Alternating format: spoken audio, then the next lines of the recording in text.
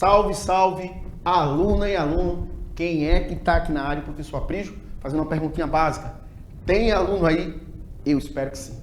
Dito isso, eu vou pedir para a Júnior abrir essa imagem para que esse aluno se aproprie. Fica nessa imagem aí, por favor, Júnior. Isso, perfeito. Os 5 reinos. Assunto esse de uma importância muito grande. Quando pensar em ciência, pensar em biologia, tenha certeza, 5 reinos faz toda a diferença. E aí, qual é o objetivo que a gente espera que você possa decantar, que a gente possa construir com você hoje? Compreender que a classificação dos seres vivos, escuta essa palavra, classificação. Então a gente vai usar alguns critérios para que isso ocorra. Em 5 reinos, proposta por Robert Wicketer, agrupa os seres vivos no reino Monera, que a gente daqui a pouco vai falar um pouquinho mais sobre ele, Protista, Fungi, Plante, ou das plantas, e Animalia, ou dos animais, tá? Então, a partir disso aí, já quero que você olhe com muito carinho esse momento. Já vou pedir para a Júnior voltar aqui comigo, tá? Vou pedir para a Júnior voltar aqui comigo. E, claro, eu vou já registrar aqui que o objetivo da nossa aula de hoje é fazer com que você, a partir dessa categorização dos reinos, e, claro, eu trouxe aqui 2 grandes exemplos que hoje pode-se dizer que majoritariamente é bem visto pela sociedade científica e até mesmo nos concursos que vocês irão fazer na vida. Até lá, quando você for fazer o Enem, vocês vão ver que em algum momento esses 2 cavalheiros aqui farão parte do rol daquilo que você tem que saber a partir dessa perspectiva, da classificação dos seres vivos, tá? Então, esse olhar crítico e reflexivo para te tirar do reino da necessidade para onde? Para o reino da liberdade. Abra essa imagem aí, por favor, Ju. Então, o Robert Wicketer e o chamado Carl Woese são os 2 grandes, pode dizer assim, os grandes referenciais quando a gente pensa em classificação hoje moderna. O Robert Wicketer, né, ele classificou os reinos, basicamente, usando 2 grandes critérios. Um deles, com relação ao tipo de célula. Se a célula é eucarionte ou se a célula é procarionte. E um outro critério que ele usou foi com relação ao processo nutricional. Se são seres que produzem seu próprio alimento, autotrófico, ou se são seres que não são capazes de produzir seu próprio alimento, heterótrofo ou heterotrófico. E aí foi dividido em reino Monera, Protista, Fungi, Plante e Animalia, ou animal. Que daqui a pouquinho a gente vai falar. O reino Plante também pode ser chamado de metáfita. E o reino Animalia pode também ser chamado, que a gente chama de metafita. Mas isso aí a gente vai falar daqui a pouco com mais detalhe, tá? E ali, quando eu penso ali na classificação de Woese, ou de Carl Woese, ele classificou em Archaea, Eubactéria, ou bactéria, né? Porque esse eu quer dizer verdadeiro, e Eucária, tá? Onde vão ter os seres eucariontes, tá? E aí, já vou pedir para o grande Júnior voltar aqui comigo, porque eu já vou com certeza abrir a próxima imagem, e aí a gente vai mostrar mais uma vez, assim, reforçar dentro da perspectiva de Robert Wicketer o que foi que ele estabeleceu. Ele estabeleceu que existiriam basicamente os 5 reinos. Esses 5 reinos ele usou como critério de categorização, de classificação, a partir dessa análise crítica, o quê? Como era a estrutura celular desse organismo, se ele era eucarionte ou se ele era procarionte. E ele olhou também a perspectiva nutricional, se esse ser era capaz de fazer seu próprio alimento ou não era capaz.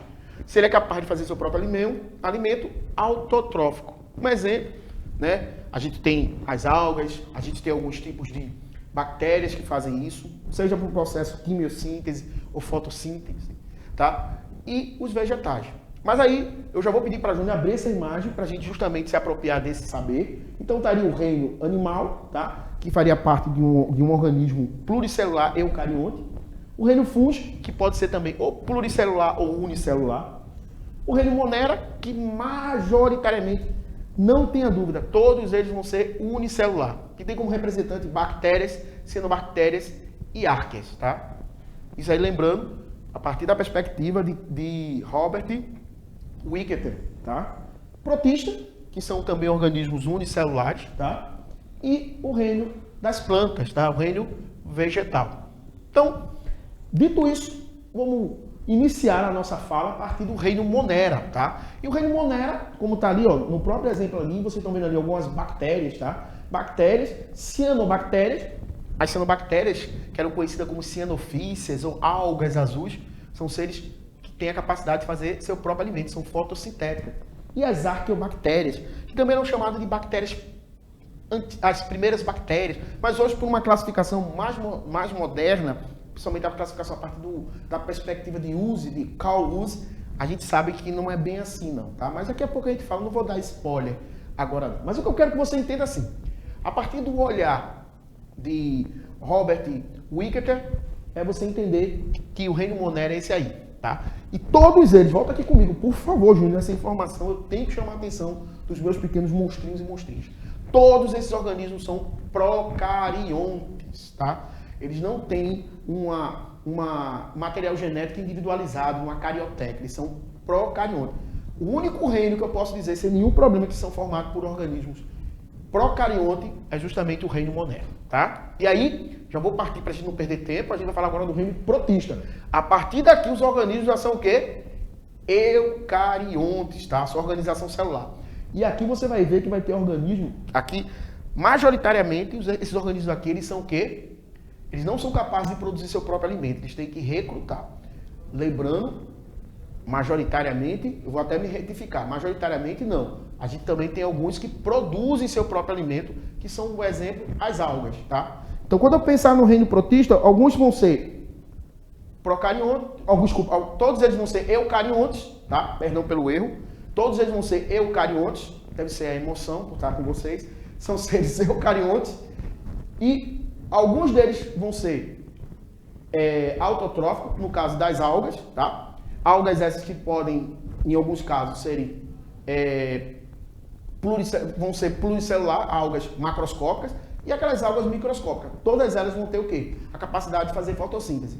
Já quando eu pensar no reino protista, os protozoários, os chamados animais primitivos, mas essa é uma classificação genérica, arbitrária, a gente pode dizer que eles são organismos o quê? Heterótrofos, não são capazes de produzir seu próprio alimento. Então, para que não tenha dúvida, gente, e ficar muito amarradinho a minha informação, são seres o quê? Que podem ser, alguns deles, no caso, o exemplo das algas, são autotróficos, e aí, no caso, todos eles são eucariontes, e deixar registrado com muita certeza, os protozoários não têm a capacidade de produzir seu próprio alimento, eles têm que recrutar externamente esse nutriente para poder justamente garantir a sua nutrição e garantir sua sobrevivência. Espero que vocês tenham compreendido, houve ali uma certa confusão ali mental, mas ali, repito, é muito mais emoção. Mas vamos ao que interessa. E aí, claro, eu não podia deixar de falar do reino fungi, que vão ter representantes que, fica a informação, não são autotróficos. Todos eles são heterótrofos, não são capazes de produzir seu próprio alimento. Eles se nutrem, tá?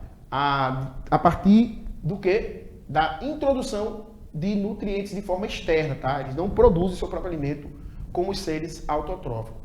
Uma coisa que também é interessante, todos eles são eucariontes. E essa nutrição, como está ali sendo salientados, ó, é por absorção, tá? Outra coisa que é importante, alguns são pluricelulares e alguns são unicelulares. Um exemplo dos unicelulares, as leveduras, tá? Que a gente usa muito, por exemplo, para a produção de vinho, de bebidas, né, alcoólicas, e também para a produção de pão. Tem o Saccharomyces cerevisiae, dá um exemplo. Tem, às vezes, até tem um medicamento muito conhecido, que é feito a partir também de um fungo, que é o Saccharomyces boulardii 17 liofilizado. Eu tô olhando a carinha da minha amiga Danúbia, que ela está quase querendo me matar, porque eu usei alguns nomes mais complicados. Mas é só pensar assim, para ficar mais palatável. Existem organismos que são microscópicos, unicelulares, que têm como representante justamente os fungos, tá? E tem a função de produzir, por exemplo, pães, o fermento biológico. Pronto, ficou mais fácil. Fermento biológico, que às vezes até você compra no supermercado, aquilo ali é um fungo, é uma levedura, tá? E leveduras também tem pessoas até que comem porque ela é uma boa fonte de vitamina B, vitaminas do complexo B, tá? Estou aqui acrescentando um pouquinho mais de informação, tá? Interessante que elas formam ínfas e formam micélios, tá? Não formam tecido verdadeiro, viu? Peraí, já é isso mesmo? Sim, é isso que você está ouvindo. Não formam tecido verdadeiro, tá? As algas, deixa eu voltar aqui para trás um pouquinho, tá? Vou pedir licença a vocês. As algas não são vegetais, porque também não produzem tecido verdadeiro. E elas também não produzem embriões, não são embriofitas, como que vai acontecer com os vegetais. São informações que são importantes, tá? Ali tem um exemplo, ó, o cogumelo, né? O corpo frutificante, né? Os cogumelos, eu gosto sempre de dizer assim, se eu perguntar para você, gente, todo cogumelo é comestível? Você talvez vai dizer, não. Todo cogumelo é comestível, sim. Só que tem alguns que a gente só come uma vez, ó, e morre. Então, todo cogumelo é comestível. Vou fazer aqui um momento filosofation. Então, a gente também aprende vendo os outros errando, tá? A gente aprende, a gente não precisa errar para aprender. A gente pode também observar os outros errando para que a gente possa aprender. Então, momento filosófico, a partir desse olhar de que todos os fungos são comestíveis, mas alguns a gente só come uma vez na vida, ó, e vai dessa para melhor. Permita usar desse eufemismo, tá? E aí, possui parede de quitina, tá? Quitina é um polissacarídeo, é um açúcar grandão de base nitrogenada, tá? Tem glicogênio, que é fonte de reserva energética. Então, a energia dela, a fonte energética dela é formada a partir do glicogênio, que também é um açúcar grandão, um açúcar gigante, tá? E alguns são de respiração aeróbica, precisa do oxigênio. Alguns também não precisam de oxigênio, são os chamados anaeróbicos facultativos, tá? Um exemplo, mais uma vez, do Saccharomyces cerevisiae, tá? O fermento biológico. E aí, para a gente não perder tempo, o reino animal. E aí, de forma bem tranquila, você tem intimidade, porque você faz parte desse reino, né? O reino animal. Aí tem ali, ó, multicelulares, são eucariontes, sem parede celular, não tem parede celular, porque vocês viram que o fungo tem parede celular, né? Parede celular feita de quitina. As bactérias também têm parede celular, chamada de glicosaminoglicano.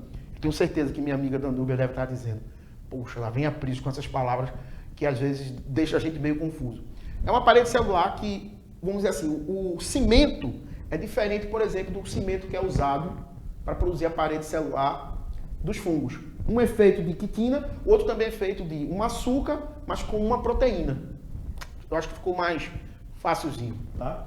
E aí, ó, possui tecidos e corporais bem definidos.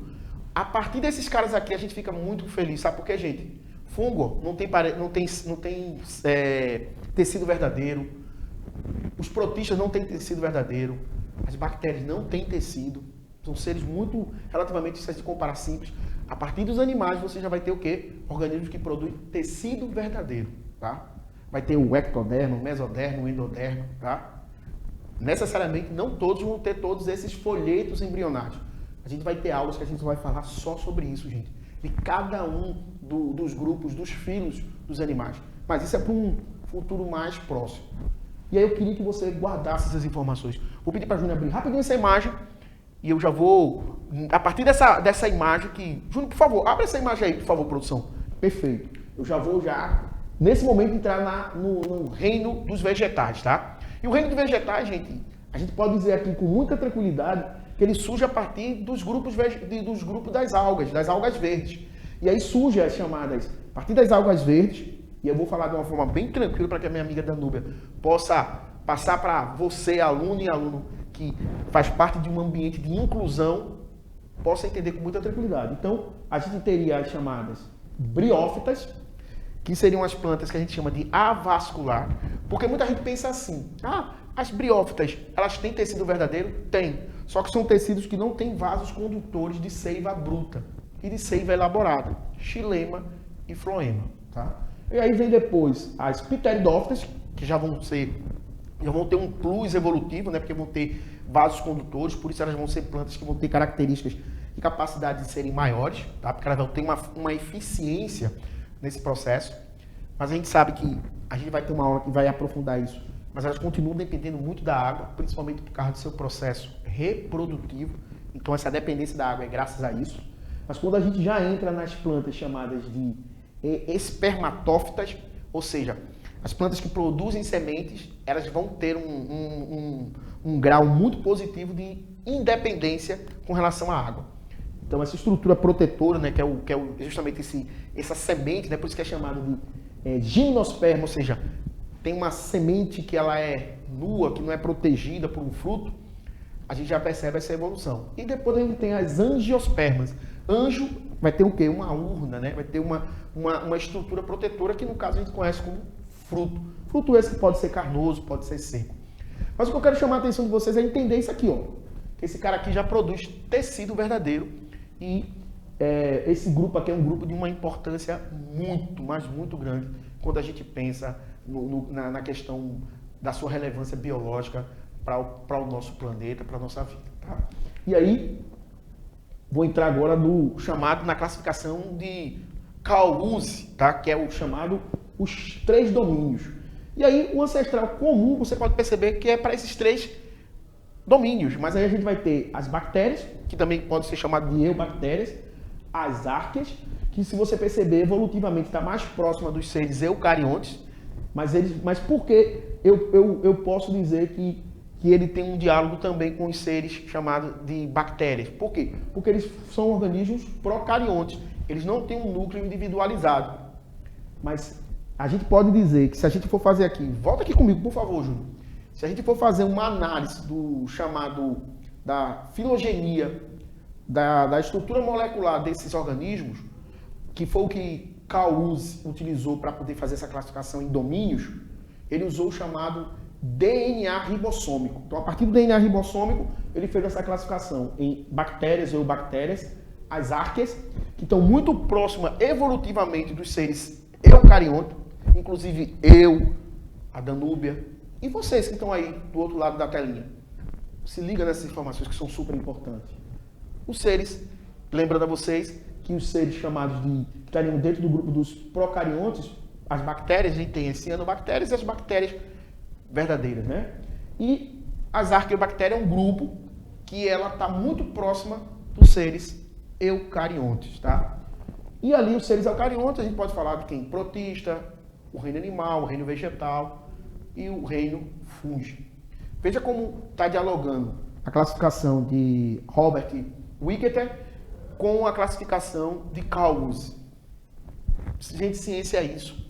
Já dizia Edgar de Morin, essa fragmentação, ela é perigosa. Por isso que a gente tem que entender que a realidade é um grande pano que está o tempo todo sendo costurando. Então, todas as áreas do conhecimento estão dialogando de forma que seja edificante e saudável para o nosso saber, para o nosso aprender. E, claro, eu não podia deixar de ter esse momento aqui, né? Momento, você precisa saber. Então, a partir desse momento, você precisa saber o que é que você precisa saber. Quando eu olho para a classificação dos 5 reinos que a gente tem a partir do Robert Wicketer, a gente percebe que a gente vai ter o reino, que a gente, como a gente falou, o reino fungi, o reino protista, o reino monera, o reino plantário, o reino das plantas e o reino animalia, desculpa. E aí a gente fica pensando assim, peraí, e os vírus, Aprígio, ficam onde nesses reinos? Volta aqui comigo, por favor, produção. A gente pode hoje dizer que categoricamente, pelo menos majoritariamente, existe uma certa celeuma ainda.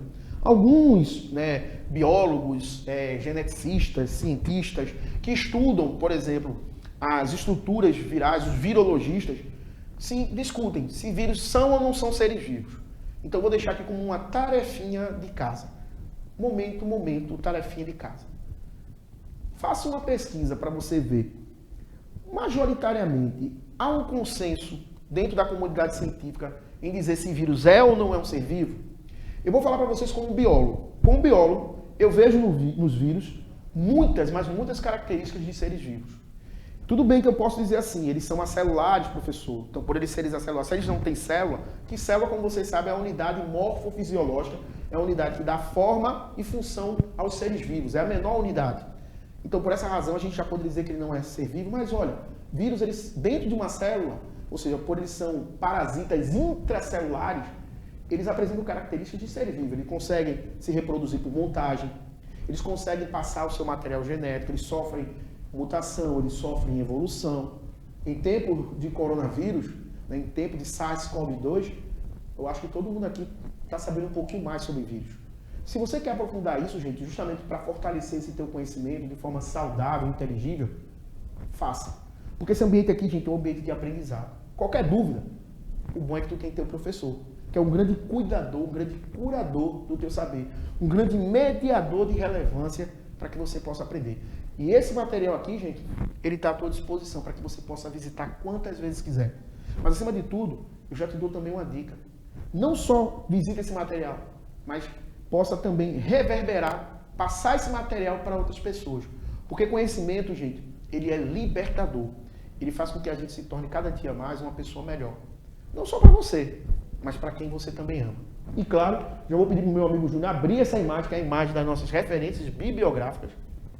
Vou pedir para Júnior voltar aqui comigo, porque eu acho que é importante, porque eu queria mais uma vez registrar de forma sempre, eu acho que é importante a gente agradecer a importância aqui do trabalho da professora Danúbia, porque esse é um trabalho, gente, de mediação. Ela é uma cartógrafa de relevância, porque ela consegue, de forma muito humilde, sem ser subserviente, mediar algo que é grandioso, que é o conhecimento para todos. Porque conhecimento é isso mesmo, gente, tem que ser para todos. A gente tem que tirar as barreiras atitudinais e destruir as barreiras físicas para que todos tenham direito a uma educação de qualidade. E o trabalho da professora Danúbia e de todas as intérpretes é para isso mesmo, para gerar um ambiente de satisfação, mas acima de tudo, de insatisfação positiva, que é querer sempre mais e melhor. Então, parabenizo aqui, deixo registrado meu grande abraço a todas as intérpretes e um abraço especial à professora Danúbia pelo trabalho dela, esse trabalho tão bonito, tão digno e que gera um ambiente de quê? De satisfação para todos os envolvidos. E claro, agradecer a produção, agradecer a Júnior, porque isso aqui só é possível graças a eles. E toda a energia mobilizada, gente, foi para quem? Foi para você, aluna e aluno, monstrinho e monstrinho do meu coração. Júnior, por favor, abre essa imagem aí, por favor. Fui! Um abração para vocês.